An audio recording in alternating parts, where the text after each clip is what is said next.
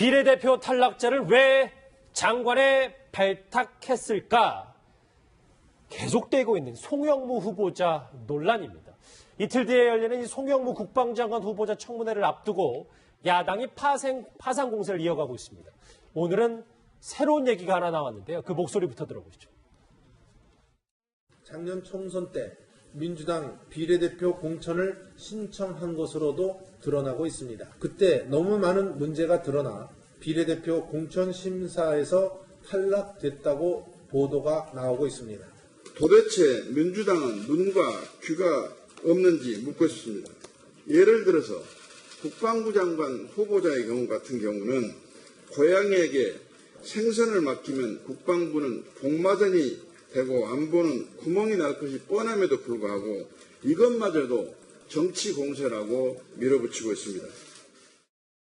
전 처음 알았는데 송영무 후보자가 비례대표 심사 응모했다가 탈락을 했었네요. 그러니까 이제 비례대표 같은 경우는 이제 뭐 신청을 받아서 그 중에서 이제 당선 가능성권 이내 이제 하는데 사실은 지난 4월 총선에 송영무 지금 후보자가 이제 당의 비례대표로 신청을 했다가 그때 떨어졌어요. 그러면서 그때 이제 지금 나오는 이야기가 그때 당시에도 사실 여러 가지 문제가 좀 있어서 사실은 낙박시켰다 뭐 이렇게 지금 이야기 나오고 있는 상황인데 지금 또 이제 지난번 강경화 후보자 이제 강경화 장관의 그 문제로 상당히 이제 검증에 대한 논란이 있을 때 사실은 그때도 그럼 송영무 후보자가 문제가 있어서 안 되고 뭐 다른 사람이 되는 거 아니냐 이런 설왕설래가 사실 많았었거든요.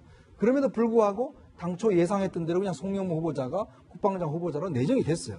자, 그런 면을 볼 때 지금 이제 드러나고 있는 문제들, 과연 이 문제를 몰랐느냐 하는 것이거든요. 이미 이건 왜냐하면 본인의 이력서라든지 이런 것만 받아보면 대충 이제 감이 옵니다. 예를 들어서 어디에 근무했는지를 보면 이분이 왜 거기서 얼마나 받았는지 사실 기초적인 사항 아니겠어요? 그러니까 예를 들어서 뭐 법무법인이나 그 다음에 방산업체에 근무했다라고 한다면 지난 정권에서 보면 그때 국방장관 후보자가 방산업체에서 2억 원 자문료 받은 것으로 낙방을 했지 않습니까? 근데 김병환 후보자가 결국 그렇게 해서 낙마가 됐거든요. 자, 그런 상황이 뻔히 있었던 상황이기 때문에 그럼 송영무 후보자가 얼마 받았는지 그 상황이 어떤지 당연히 제가 볼 때는 민정수석실에서 해야 되는데 문제는 그걸 알고도 했다라면 이거는 좀 도덕적으로 너무나 무강한 것이고 몰랐다면 정말 무능한 것이죠.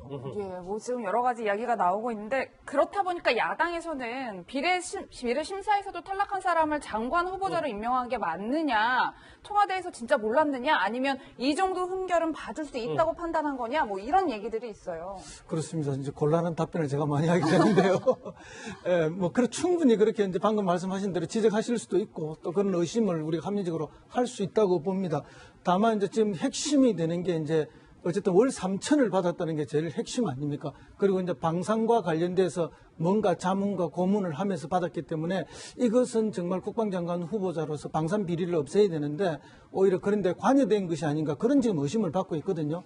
그런데 이제 내용적으로 보면은 만약에 이제 예를 들어서 우리가 무기가 필요해서 수입을 하는 과정에서 어떤 그 수입 업체, 방산업체의 뭐 일종의 뭐 그런 역할을 했으면은 충분히 그런 의심이 가능한데 지금 이분이 그 자문하거나 역할을 한 거는 보면 대체 우리 무기를 대체로 수출하는 과정에 그 어떤 역할들을 도와주고 뭐 자문을 한 그런 것으로 지금 해명이 되고 있는 것으로 알려지고 있습니다. 그렇기 그러니까 때문에 수입 로비스트가 아니라 수출에 하는 이제 그분 역할을 했다 이거. 왜냐하면 방산 수출이라는 게 또 매우 어렵지 않습니까? 여러 가지 규제와 제약이 있고 이제 그런 면에 있어서는 오히려 어쨌든 우리의 방산 제품들을 외국으로 수출하고 또 그것이 우리의 지금 뭐 신성장 산업으로 이야기될 만큼 한 중요한 부분으로 이야기되고 있어서 그런 면에 있어서는 오히려 이제 다른 분들하고는 좀 비교가 하기는 좀 어려운 그런 측면이 있지 않느냐. 다만 근데 이제 돈을 월 3천 받았다는 것은 어쨌든 국민 정서에 조금 어긋나게 많이 받은 것은 아니냐. 물론 뭐 본인은 세금 떼고 나면은 1,600 정도를 받았다고 하는데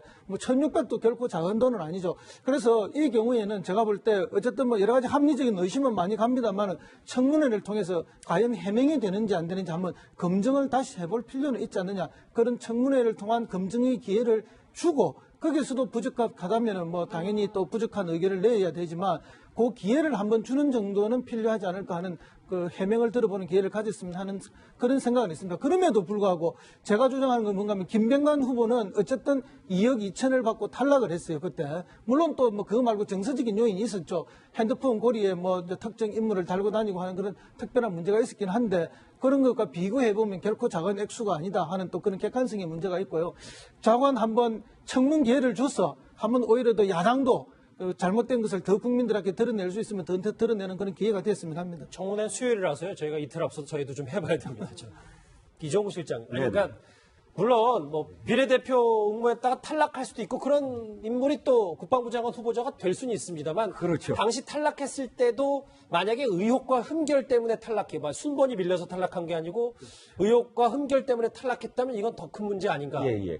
순번에 대한 문제는 아니고요. 비례 몇 번이냐가 아니라 그렇죠. 그 비례에서 사실은 이제 그 쿼터가 있지 않습니까? 예. 전문가 쿼터. 그러니까 군에서는 몇 명, 어떤 사람 또는 뭐 전문가 그룹에서 IT 쪽은 어떤 사람 이런 식의 어떤 그 비례대표의 후보자들을 받지 않겠습니까?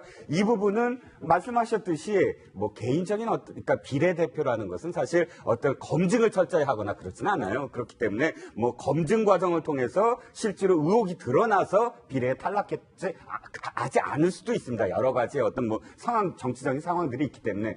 그런데 그럼에도 불구하고 사실은 송영무 후보자인 경우 당시에 이 후임인 정옥근 그 해군 참모총장이 10년 징역형을 받습니다. 군납 비리로. 그 당시에 이것을 밝혀낸 김영수 소령이라고 있어요. 지금은 이제 예편했지만 예. 김영수 소령이 사실 이 송영무 이 합참총장 시절에 이미 이것을 드러냈다가 3년 동안 좌천당하고 그 고발이 사실은 은폐되거든요. 그 은폐되는 과정 속에서도 사실은 송영무 당시 합참총장이 어떠한 역할을 했다라는 것이 김영수 소령의 사실은 지금 어떤 그 증언이 남아 합참총장 있습니다. 해군 참모총장이 해군 참모총장이요. 예. 그런 어떤 점까지 사실 당시에도 뉴스가 된 상황에서 지금 그것이 유야무야하고 다시 임명이 된 상황이거든요.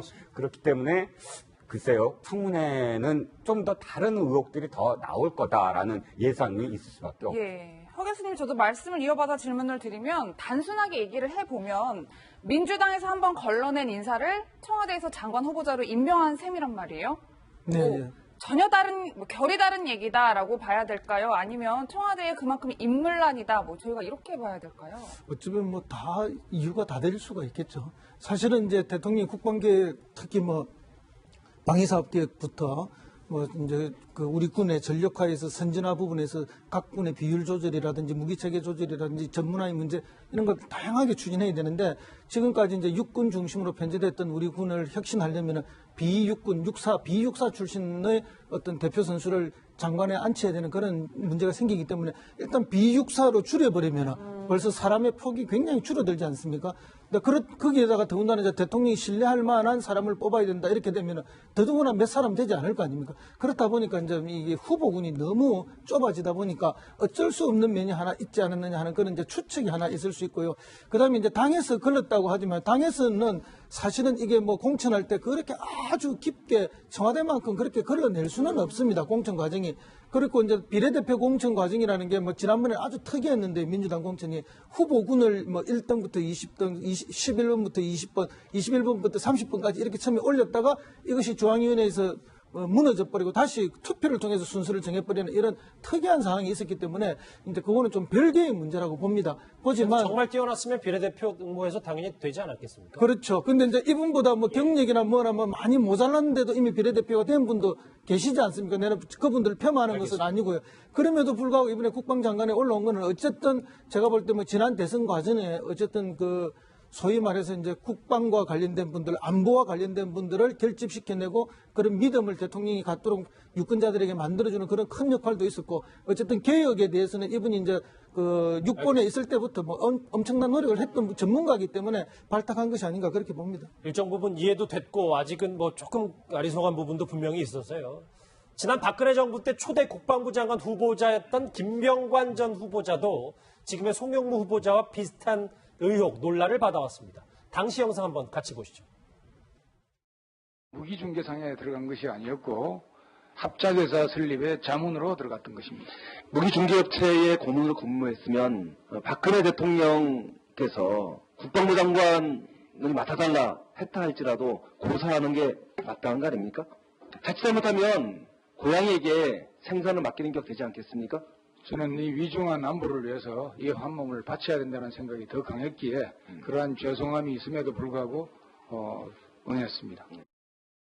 벌써 4년 전인데 이현주 의원님. 네. 글쎄요, 박근혜 정부에서도 당시 이제 방산비리 관련해서 개혁을 못해서 김병관 후보자 논란도 있었고, 실제로 낙마했는데 이번에 문재인 정부에서 만약에 송영무 후보자를 안고 간다, 박정후보다 더 후퇴한 거 아니냐 이런 얘기가 있습니다. 그렇죠. 아마 여당 의원들이 좀 전에 보셨듯이 아마 다음 이번 청문회 때 저렇게 송영무 후보자한테 저런 이야기를 할 수 있을지 한번 지켜보시죠. 근데 지금 보면 김병관 후보자 같은 경우는 사실 이제 주로 제대한 장성들 같은 경우에 주로 이제 물론 뭐 연금도 나오지 않습니까? 꽤 많이 나오는데 본인들이 아마 이제 이렇게 특히 군수 관련 업체에 이제 취직을 해서 이제 고문 역할을 하면서 어떤 면에서 보면 뭐 거의 로비스트 비슷하게 그런 역할을 많이 하죠. 김병관 후보자 같은 경우는 사실 이제 낙마한 주된 이유가 2억 원 정도의 고문료 받은 거 해가 플러스 주식 자체를 신고를 하지 않았어요. 가지고 있는 주식 자체를 신고하지 않아서. 그게 이제 결정적에 대해서 이제 낙마를 했었는데 사실 송영무 후보자 보면 김병관 후보자보다 더 좀 문제가 되는 게 뭐냐면 같은 기간에 보면 지금 법무법인 율촌이라는 법무법인에서 취직을 해서 거기에서도 자문을 했고 또 LIG 넥스원이라는 또 방산업체에 취직을 했고 또 작은 업체 하나 또 해서 고문을 했고 그러니까 한 동일한 시기에 한 3-4개의 지금 직업을 가지고 있으면서 같이 지금 했다는 것이죠. 그러다 보니까 결국 전체 합하면 한 12억 원 넘는 정도의 돈을 자문료로만 받았다는 것이거든요. 자, 그러면 지금 해군 참모총장 출신 정도면 연금 꽤 나옵니다. 본인 살기에 크게 문제가 없어요. 그렇다면 이렇게 예를 들어서 앞으로 뭔가 국방장관이라고 하시겠다는 분이 굳이 그렇게 3-4개 정도 되는 업체에 가서 이런 고문 역할을 하면서 굳이 이렇게 하셔야 되는가라는 근본적인 문제가 있는 것이죠. 과연 이게 무슨 생계형도 아니지 않습니까? 자, 그렇다고 하면 또 거기서 한 역할도 보면 실제 법무법인 같은 데서 보면은 주로 이제 국방부 상대로 한 여러 가지 소송과 관련해서 역할을 많이 합니다. 아무리 그러다 보면 실제로 이제 해군과 관련된 일들을 많이 하게 되지 않겠습니까? 예.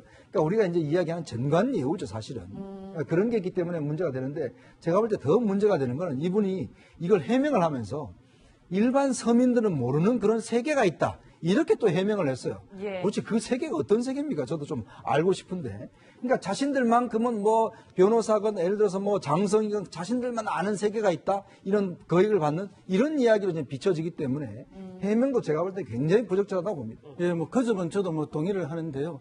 우리가 지난 정부 때 뭐 훨씬 더 돈은 많이 받았지만은 청문회를 통과한 사람이 한 사람이 있습니다. 바로 황교안 전 총리예요. 황교안 총리가 법무장관으로 처음에 임명되었을 때 역시 이제 굉장히 큰 돈을 받아가지고 문제가 심각했거든요.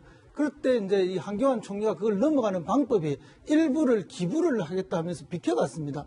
그렇게 했는데 뭐 그 해명이 옳건 그렇건 비껴가는 방법이 좋건 나빴던 간에 그렇게 비껴갈 수 있는 그런 자기의 노력이 있었는데 이번에 이분의 해명은 방금 말씀 나왔지만은 뭐 서민들이 잘 모르는 그런 세계가 있다 이러면 정말 서민들이 화가 나지 않습니까? 그리고 그 서민의 대부분이 우리 국민 아닙니까? 예. 자, 국민이 이해하고 설득할 수 있는 해명과 청문회에 임하는 태도가 중요할 것이라 봅니다. 예. 안타깝습니다. 사실은 이런 직군이 있어요. 율촌 말고도 아주 큰 로펌에서 다 지금 선발을 하고 있거든요. 장성하고 변호사하고 방산소송 자체가 지연 배상만 해도 상당히 소송 비용이 비싸기 때문에 장성 한 명 모셔오려고 많은 돈을 이렇게 스카우트 경쟁하고 있는 그 얘기를 이렇게 풀어했던 걸로 보입니다. 그러니까 우리 율촌 말고도 송영무 후보자 말고도 다른 데도 많지만 자신은 뭐 딴 데에 비해서는 어쩌면 비슷하다는 취지 아니면 싸다는 취지 그 얘기를 하려고 했는데 표현 자체는 아주 부적절해 보입니다. 서민들이 이해할 수 없는 그 얘기를 좀 잘못 얘기한 걸로 보이는데 결국은 이제 그 부분이 법무법인에서 이게 돈이 되니까 계속 이렇게 하는 거거든요. 그렇죠. 예. 그 얘기를 지금 하는 건데 풀은 거는 잘못 풀은 거고요. 이 부분을 결국은 이 부분이 낙마 사유가 될지 안 될지 나중에 청문회에서 밝힐 부분인데 뭐 우리 얘기했지만 김병관 예전에 한미연합사 부사령관 국방부 장관 후보자랑 조금 다른 측면이 법무법인에 들어간 거하고 무기상한테 들어간 거하고는 좀 달리 봐야 될 거 아닌가 생각이 좀 듭니다. 알겠습니다. 여의도 얘기 송영무 후보자 중심으로 짚어봤습니다. 다음 주제 넘어가 볼 텐데요. 방금 전에 있었던 얘기입니다.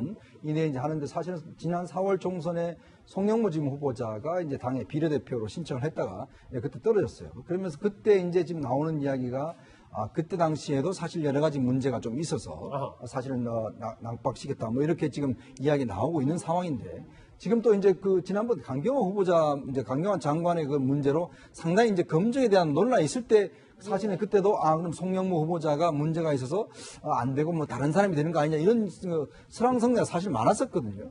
그럼에도 불구하고 당초 예상했던 대로 그냥 송영무 후보자가 국방장 후보자로 내정이 됐어요.